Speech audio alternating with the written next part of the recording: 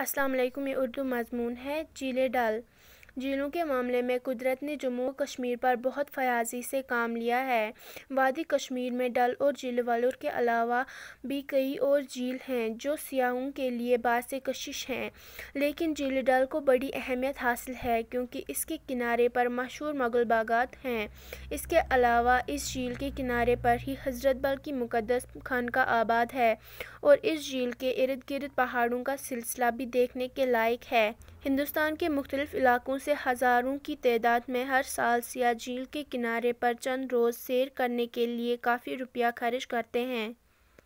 جھیل کے کنارے یوں تو صبح و شام اور پھر رات کو ہر وقت سیاح آتے ہیں، لیکن شام کو یہاں کچھ اور ہی سما ہوتا ہے۔ سورج غروب ہوتے وقت جھیل کا جو سما ہوتا ہے وہ بھی قابل تعریف ہے۔ جب چاند طلوع ہوتا ہے تو اس کا عکس جھیل کے خاموش پانی میں یوں لگتا ہے جیسے جھیل میں پانی کے بجائے پگھلی ہوئی چاندی ہے۔